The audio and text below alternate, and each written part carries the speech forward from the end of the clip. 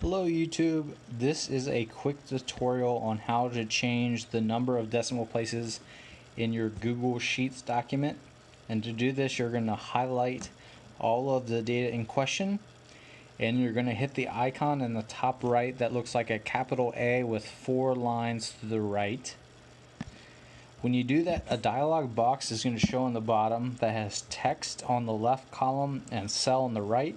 You can either click cell or scroll to the right and then swipe all the way up to bring up decimal places, which is the last option under cell.